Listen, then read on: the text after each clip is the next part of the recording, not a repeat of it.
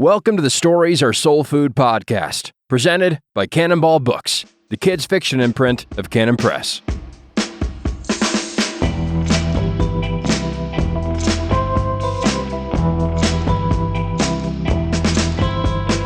Are we live? We're live. No belta to start us off today. Are we broadcastering? We are. The public is listening. Welcome to Stories Are Soul Food, episode 52. It has been 1 year. 2 quarters and 2 pennies. 1 year. I was going with 1 year of Stories Are Soul Food. 1 year. I prefer to think of change. It is indeed 2 Have quarters. we been doing this for a year? We've been doing this for a year. 1 whole year. That's bizarre. So I thought, how do we still possibly have things to say after a year? How are we not out? well, this is why I was going to restart us and say, We're talking about all the same things over again now? well, yeah, for our new audience, I mean, we should explain what we do even in this podcast. Do we have a new audience? Yeah. Okay, this is Stories Are Soul Food. I'm Andy Wilson. I'm Brian Cole. My voice cracks. At least Brian Cole, he occasionally struggles to find his man voice. But very rarely. It's the 52nd episode. It's the cold weather outside. And by 52nd episode, we mean that as number 52, as opposed to this is going to be 50 seconds long. Yeah, but I actually thought it would be more interesting rather than talking about most popular episodes. It'd be more interesting to talk about our least popular episode, which was non-human main characters. Episode 5, really getting no love because that was one of my favorite episodes. Episode 5. So this is why it's really helpful for me to not pay any mind to who's listening or how many people are listening, because that was a great episode. That was a great episode. Non-human characters. So we should just do that one again right now and see if this can break the record for least listened to episode. Yeah. No, we shouldn't do that. Yeah. But I cracked up because that's one I actually think about regularly in my actual job of being an editor. Non-human characters. I mean, some kids swear by those books and will, hopefully they don't really swear, but they swear by those books and won't read anything else. It's, there's a phase of life where those non-human books are a big deal, are super fantastic, but that's funny. I'm a little surprised. Yeah. I wonder if it's just our most popular, most listened. Let's blame the marketing for that episode. I think that is what it is. I mean, it was early on. You all didn't know what was good yet. You all are the listeners. Okay. You're fools. You didn't know that was such a fantastic episode. Go back and listen to it now. Yeah. Do we need to talk about the mission statement of this podcast? Yeah, but now that we're at the 1 year mark? I think so. Okay, go for it. Do it. See, I knew you were going to do that. The mission statement of this is to teach you how to consume stories. So patronizing. Yeah. Serve food. We're trying to serve It's the master class. We're talking about stories. Well, what's the image we're looking for as soul food? I can't think of what metaphor that might be. Basically, thinking of stories as nurturing imaginations and souls, catechizing loyalties and loves, instincts. So your children and you are all characters in a story. And this is how you groom yourself, prepare yourself to live well. You consume, you feed on stories. So food for your souls, for your imaginations, and for young souls. And so we discuss books, stories, good ones, occasionally bad ones. Yeah, because malnourishment is, just the flip side of proper nourishment. It's a big deal. So basically, we talk a lot about books and lots of different books, wrapping around all around that metaphor of food and eating and consumption. Also movies. Movies, and also today, for example, we're talking about Empire. Yeah. Right? Yeah. That's what we're talking about? Because this is our 52nd episode, so we are building one. Building an empire. Clearly, we are unstoppable. Not just any empire lasted for 1 year. I am not yet Alexander. I cannot yet weep, for there are no more worlds to conquer. I am still able to say there are many worlds to conquer. Yeah, plus the Roman empires, Otho, Vitellius, those the guys, they had three emperors in 1 year. Yeah. And we're still on the 2 of us. So So the reason why we're talking about Empire is because of something that bothers me a lot. And basically, it can all boil down to foolishness in authors as opposed to wisdom. And so one of the reasons why Lewis and Tolkien remain 2 of my favorite authors and 2 favorite authors for so many people, I am not unique in my affection for them, is because they were 2 deeply wise men. They were very insightful, not just in the nature of humans and humanity, but nations, kingdoms, the movements of peoples, the rise and fall of kingdoms, empires, and so on. And what you have so frequently in books, in stories, especially for children, is authors who mask their own foolishness with a desire to write for kids. So I'm writing for kids, and so I therefore don't need to understand things, or it's okay if this is inaccurate, or this is just pedantic. This is or so dumbed down. It's Santa Claus level. Yep, this is really, really dumb and trivialized. Right. And so I don't have to do my homework. So I don't have to understand what would cause a revolution. I can just say a revolution is starting. I don't have to actually get what would occur. If you read Prince Caspian and you have, this kid with his tutor, and then the assassins are coming, you have something straight out of history. Like, this is the kind of thing that's happened often. It's understood by the author. And the kids pick up on it very, very quickly. They understand the peril, the duress, the risk here of an heir to the throne needing to be eliminated and so on. I objected to the Hunger Games because the author just whiffs on what would cause a revolution. Two teenagers threatening a suicide pact in a Thunderdome kind of death battle. Two teenagers might die. Oh no. Oh no. We must stop the games. It's just stupid. And so empire is one of those things that authors now, Christian authors, secular authors, any authors, treat with a kind of triviality and just the assumption of guilt, because it has been condemned. Colonialism has been condemned. Empires have been condemned. They've been written off as evil a long time ago. And so in books and stories, the emperor is evil. He is evil automatically. The empire is the evil empire. Evil, yes. Yeah, and it's by default, without any clear thinking or wisdom. So emperor would be the king over not just your own country, but your country now also controls many other countries. Yeah, so somebody who's ruling countries not his own, that are now his own. And if you think like a believer, if you think like a Christian and you think with wisdom, you try to think like Solomon, you try to grow more like God, and you want to write stories, you want to write with wisdom and insight into what is good and what is bad, but really, and what actually motivates people in awful ways, power, money, and so on, and what common grace exists in all men, what good and righteous things do all men yearn for, strive for, even though they're broken and bent and fallen. And you have to discern the difference. And so we live in a time when if you try to, in any way, say something nice about an empire, or do anything short of just massively condemn colonialism or empire, then it's dismissed out of hand and people react. I mean, isn't that justified in some ways, though? I'm thinking that's the discussion. The answer is no. Empires are fantastic, but they're fantastic in the same way that boats are fantastic. They can be used for evil. They can be used for good. Okay. It's not just bad. It's not like theft. It's different. So okay. So the act of ruling over a bunch of other people, there's nothing wrong about the act of asserting your authority over a jurisdiction that was not yours previously and is now yours because you have taken it.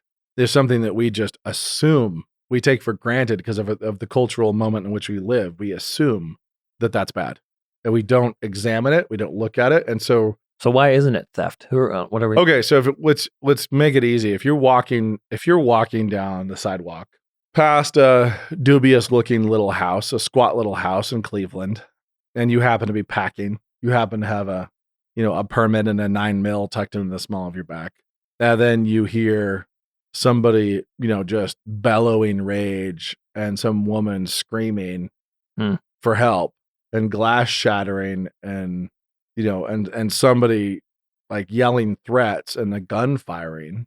Okay. Do you need to respect private property rights in that moment? Do you need to stand on the sidewalk and say, well, it's not my house.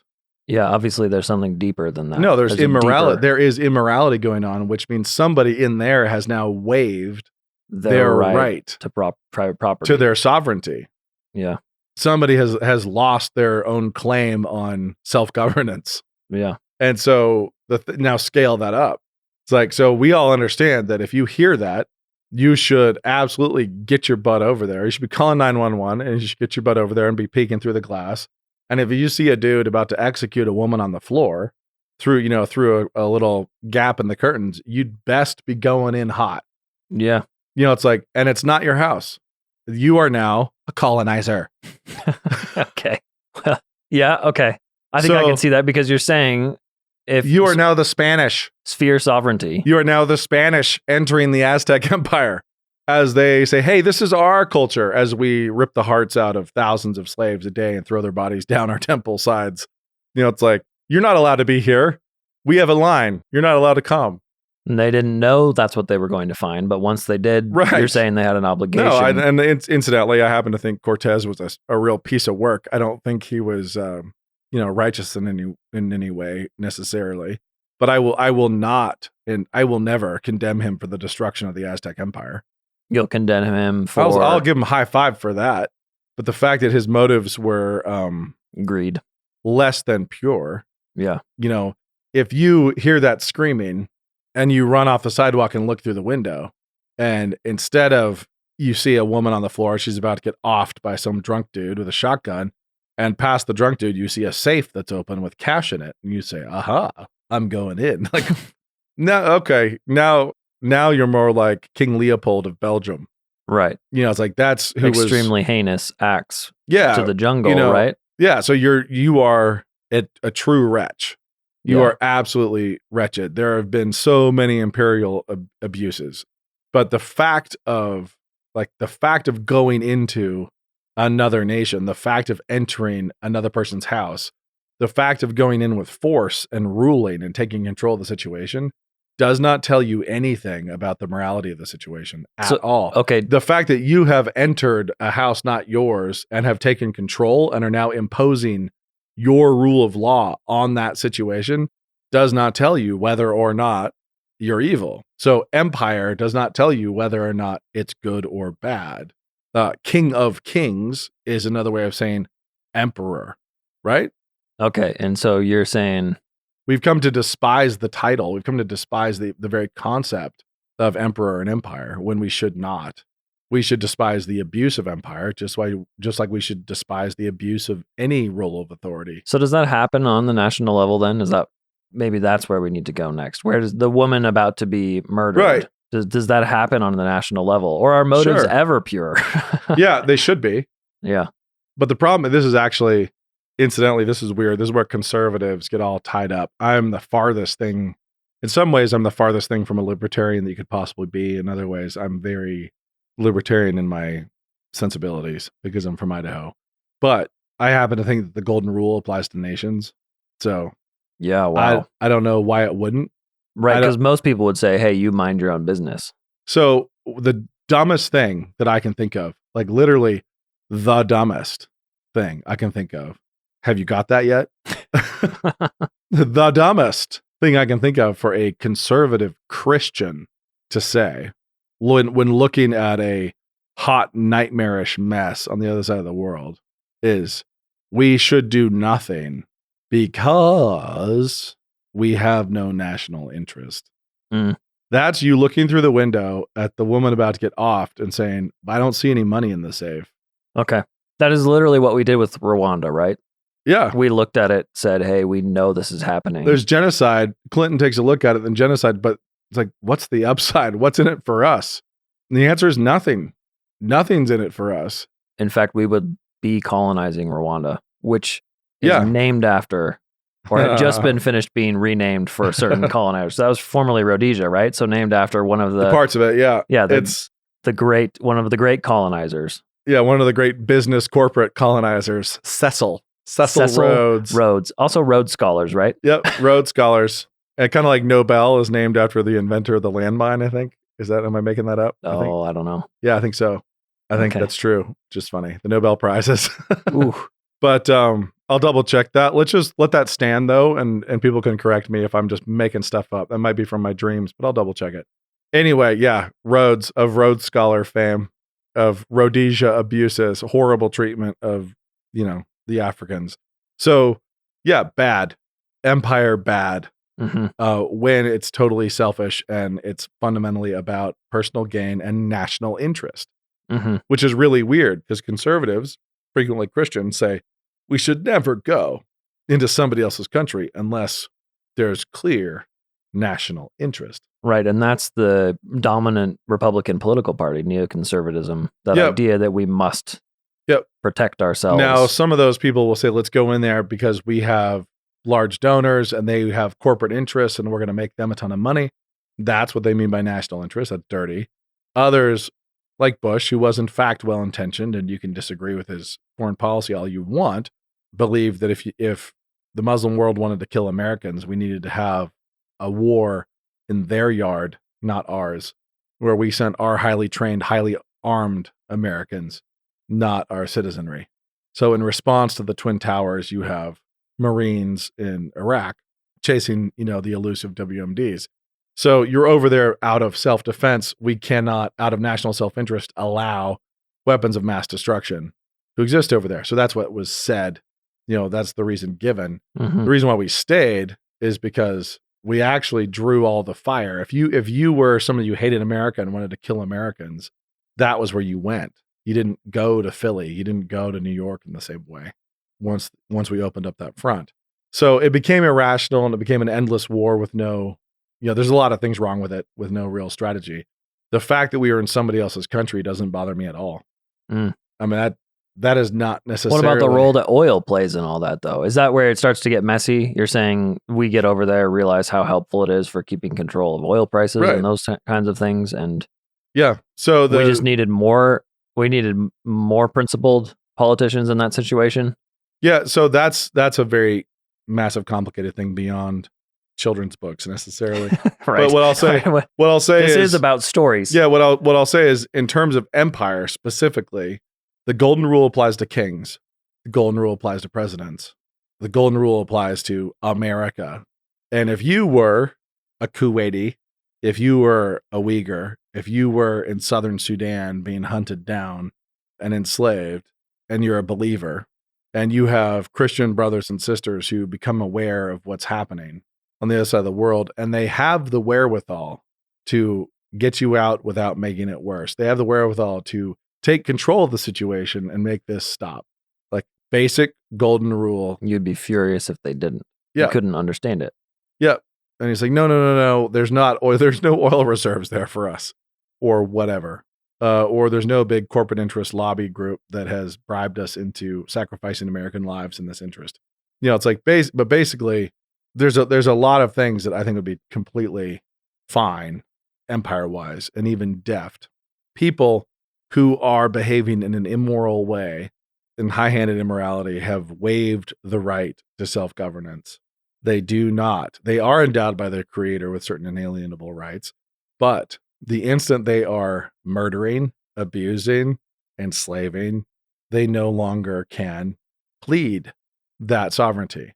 So, for example, if Russia suddenly said, hey, by the way, guys, we have more bombs than you. You have to stop aborting your babies. We're taking over now. You guys have lost all right to self-government because you've been murdering tens of millions of people. We really wouldn't have an argument. It'd be like, no, there are babies though. Like we don't have even a fig leaf. Like, well, we have this constitution that says that we're in charge of ourselves. Like, no, we're an immoral people. Like we've lost the right to self-governance. When the Picts and the Celts were painting themselves blue and doing horrible and horrendous things to each other, and the Romans showed up and said, hey, so we're in charge now, that we're going to actually build roads, and this is against the rules. You're not going to do that anymore. And, fill in the blank. Because the Romans weren't being righteous about that. No, the Romans weren't righteous. They were awful. But the point is, the Celts couldn't say, hey, we have the right to self-government. Like these rape parties that we have, they're just part of our culture. And, it's like, who are you to say we can't? It's like, well, you're in the wrong here. Yeah. It just, you've lost the ability. So I guess I'm thinking of the British and Indian Empire too, because that's an interesting one. A very Christian, they had missionaries tied to all their regiments. Yep.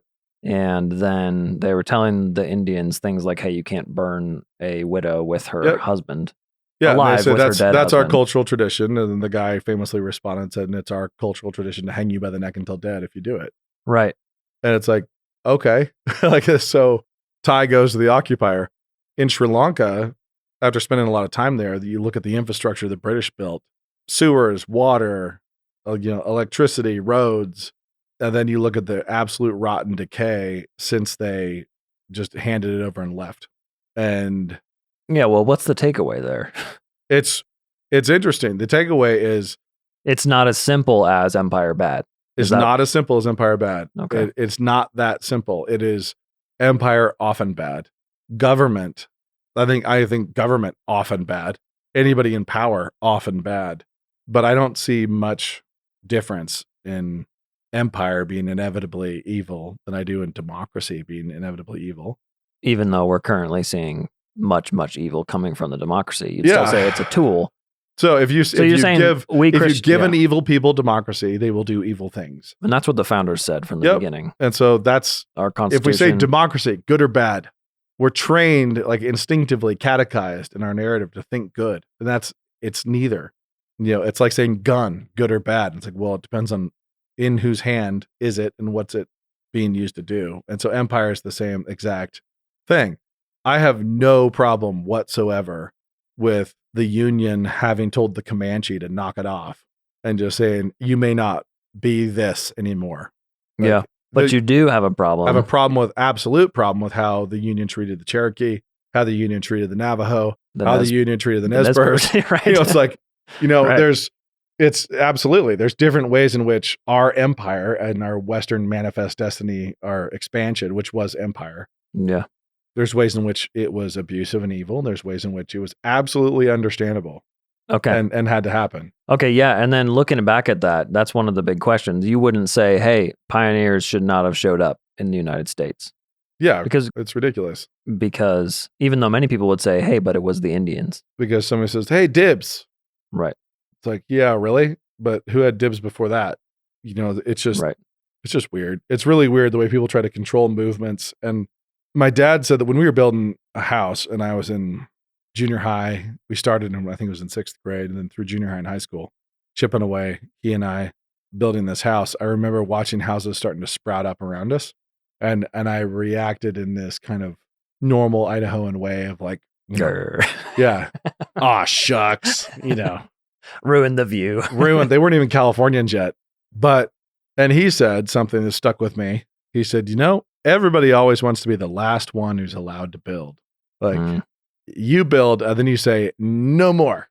Like, just to bring this full circle, that is the opposite of the golden rule. Yes.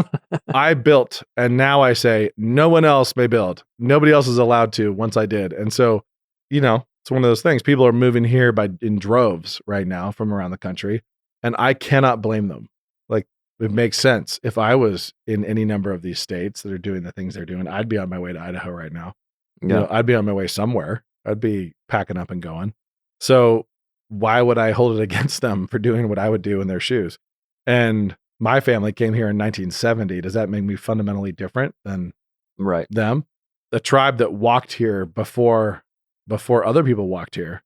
Across the Bering Strait. Yeah, if that's where they came from. I actually happen to think that they fled the Aztecs. Yeah, why would they need to come from Russia? Yeah, I think they were running upward to get into the cold where the Aztecs didn't like to go. Farther, said the Eskimos. Farther, they'll still find us. Anyway, you can't just get there and say, no one else may come. Nobody else may come. Yeah. I own as far as I can see. Like, okay, do you? Here's a question though. Which message do we need to hear? I'm thinking of like Falwell calling the GIs Warriors for Christ as part of like the Vietnam, or like how George Bush kind of did, it seemed like he tied conservative Christianity in with the Republican mission to democratize the world. Or there's those quotes from guys like Ledeen, the neocons, who are all like, democracy, the single greatest weapon for democracy is the loaded gun, or something, some crazy sorts of quotes like that. I guess if it seems to me that the people who need to hear the empire thing are people like us. Yeah. Who are afraid to take The conservatives. Well, more like because it seems like conservatives have granted the fact that we should be doing this, weren't they? I mean, I'm talking about real ones. I'm talking about real conservatives, not not faux conservatives. I mean, people who are more free market. They can be a little more globalist. They can lean libertarian, and they think nobody should ever interfere with anybody else. Mm-hmm. You know, it's like, but there are plenty of times when you are only going to make things worse, and so making things worse is not, the golden rule. Right. Okay. So wisdom still required. Obviously, yeah. But applying this to stories, if you look at the New Testament, you look at the centurions, and you look at the various men under authority who really showed, it's kind of interesting, showed faith so early on. Like there are women and there are soldiers who are some of the first that just really stand out. I'm thinking of Paul's missionary journey too. Yeah. With the trusted Paul. Yep. And saved everybody on board. Yep. And so there's just strong faith shows up quickly. Think about how ethically complicated that life was, being a centurion in the Roman army. Like I am marching with legions against, the Germans. I am going up into Europe and just conquering. All we're doing is just conquering. Like, because why? Because we're army ants. Like that's what we do. We're just conquering. And there's no pretense at all. We are taking wealth. We are taking wealth and glory. We are bringing glory and honor to Caesar. That is it. And that's what these guys are doing. And nobody is saying, "Hey, dude, you have to resign. I hear there's a vaccine mandate." It's really, really wild how that issue gets left. The fact that these legionnaires, these guys are just still in, is pretty incredible.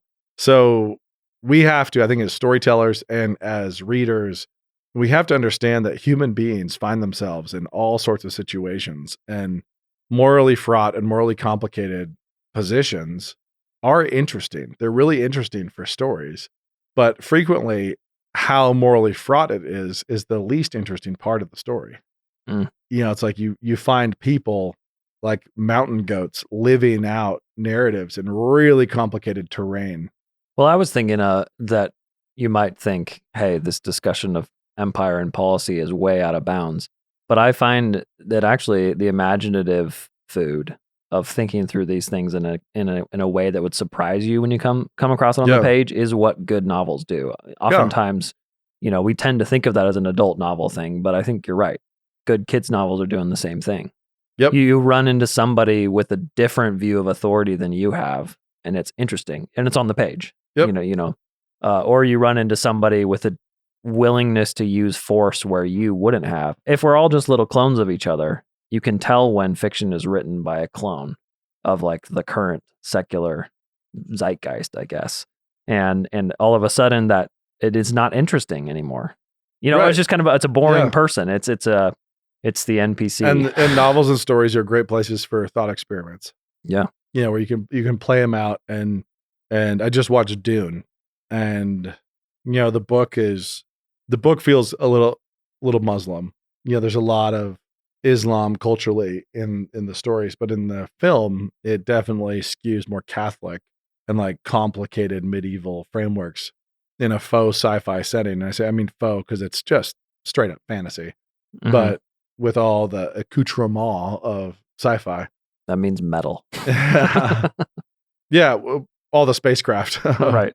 But you don't quite know, they're not really explaining the tech. It's like you don't know how much of this is, what kind of power are we dealing with here? But it's a super committed, super interesting film. But watching it is a perfect example of this kind of thing. Here is an author, here's a storyteller exploring the nature of really powerful houses like Elizabethan England. Yep. But on a galactic level. It's like there is a galactic emperor, and he is doing bizarre, weird things with territories and houses and their aristocracy, pitting them against each other and taking sides. And it's very, very old world set in the deep future. And that's intentional, right? Because Herbert named him Atreides. That's Menelaus' house, right? So he's thinking, hey, I want to talk about ancient Greek monarchy. Yeah. modern world setting. And the thing that's funny is the film at least strikes me as far more Northern European, and rightly or wrongly, it's just more, well, I guess there's some Russian for sure, but it's like it skews, like it's like, okay, so here's the kind of the Greek Orthodox, and here are the Russians, and here are the Catholics, and here are the kind of the Anglican feel, and it skews in all these different directions, and it's, the intersectional mob was criticizing that movie. Yeah, for both directions, for both doubt. removing the Muslims and having too much Islam in it. Yeah, both things.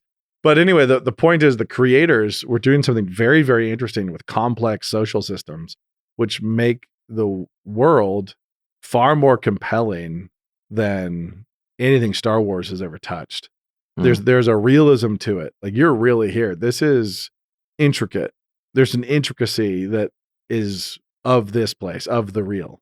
This has happened. This is Byzantine. I mean, this is like a very, very Byzantine setup.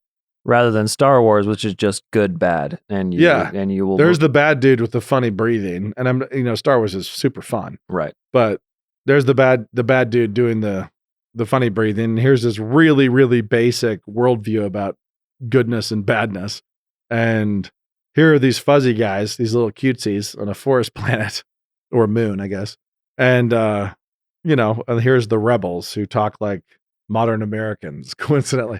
So anyway, we don't object to that. Yeah, there's a complexity to Dune. It's a perfect example of what I'm talking about right now, where somebody really is wading through the way power struggles and nations really actually function and what moves them. And it can be, as Lewis often saw and understood, completely petty. It can be all about power. It can all be all about wealth and power and control. But it can also just be vanity, pride, and as basic and petty as it gets. You can get into World War I basically because of a cousin spat, like family friction and cousins who can't get along. And courage in that context, it's far more interesting to explore a character with courage. Yeah, in that context, in a big tangled mess. Yeah, of just like this absolute mess of grinding nations and so on. So. But right now we live in a moment, in a zeitgeisty moment, when any kind of colonialism, any kind of empire is immediately dismissed as evil, just knee-jerk evil. And Lewis lived in a different time, and so he refers to the emperor over the seas as like a good and wonderful thing. And that didn't come with any kind of negative baggage at the time. Now it is fraught in a completely different way. And Christians just need to be more intelligent and less reflexive than that. They need to actually take a beat and think through things. Yeah, I mean, Cyrus is he's the biggest emperor in the Bible. I'm trying to think, besides the Romans in the New Testament, Cyrus, and he's for sure not a bad character. No, he's not bad. He's also not, shall we say, righteous. Yeah. I'm working on a King David project right now, and he's a slightly complicated individual. Right. And everybody jumps to Bathsheba, but it's like, no, it's actually, the complexity is in a lot of other places. Yeah. The complexity is just in this is a guy who God spared from going up against Jonathan and Saul by having Amalekites abduct one of his wives. And so he turns and like hightails it after these Amalekites. And so he's not there when Saul and Jonathan fall. But he is promising the Philistines when they're going up against Israel. He is promising them, like, I am 100% with you. I will. Why do you doubt me? Like, it's like, maybe because you're anointed as the king of this nation. Like, what's the, maybe because that's your best friend over there. Like, this is, and I actually think he would have fought. I don't think he would have turned and joined Saul and Jonathan. I think you don't think so? No, I think he was ready to go. But he kept lying to the Philistines the whole time about where he was sacking everything. Yeah, correct. That's what I'm talking about. Complicated character. He just God tells destroys a neutral city and it's like, oh, I raided this part of Israel. Yeah, exactly. It was incorrect. yeah, not true. But it's complicated character, and God tells stories with those characters.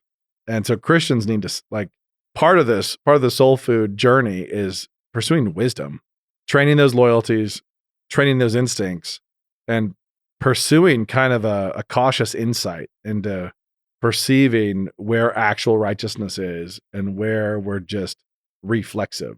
Like, why are we so reflexively against Jacob in the Old Testament? Why are we so reflexively against Tamar and what she does with Judah? Well, it's not what nice people do. They don't dress up like prostitutes. Right? But the fact is, we have to not be paying attention to the actual stakes of the story. We have to not be paying any attention to how high the stakes were and what was actually happening in order for us to be very judgy of Tamar. Yeah. And that's true. That is what you did to start this conversation off, is saying, hey, stop thinking about this as a choice to murder someone or just mind your own business. Yeah. Instead, it's a choice of, do you save someone or let them be murdered? Yeah. And that amps the stakes for us in an exciting way So for both as fiction and real life. Yes. And as we build our Stories Are Soul Food empire, just know that as we take authority over all the other podcasts, it's because they have waived their sovereignty through their own bad choices. Yes. This is where we start going. Yes. Yeah. If there was a signature noise for Dune, I would make it. But I know. not. I was trying to think of anything. The still suit sound. Yeah. Oh, actually, one more thing I need to talk about is a number of people have actually asked how they can support this podcast. Well, listening to it is great. Thank you for doing that. Listen to it, share it. But after many requests, we did finally, after a year, we did finally set up a Venmo account. So you can, if you really want to, don't feel obligated, buy us a coffee. So first step toward empire is Venmo. Empire building. So you can find us on Venmo at storiesasf. Storiesasf. That stands for Our Soul Food. Yep. Stories Are Soul Food. Storiesasf on Venmo. If you want to buy Brian a latte because he only drinks Americanos, if we want to try to get him towards that latte living, high living. While we do this, you will be able to tell if we're being grateful and appreciative by the sound of our slurping, by the sound of slurping in future episodes. So some have already found it. At least one person. I think I just set this up. Yeah. So we already have one round purchased by a supporter. Thank you so very much. Thank you. But yeah, we've set that up because by popular demand. But again, don't feel obligated. Feel free just to listen and share. The empire will grow. Yeah. Inexorably. This has been episode 52 of the SASF podcast. SASF. If you enjoyed this episode, be sure to check out C.R. Wiley's In the House of Tom Bombadil. It's an analysis of one of the most delightful and mysterious characters in all the works of J.R.R. Tolkien. You can order today at canonpress.com.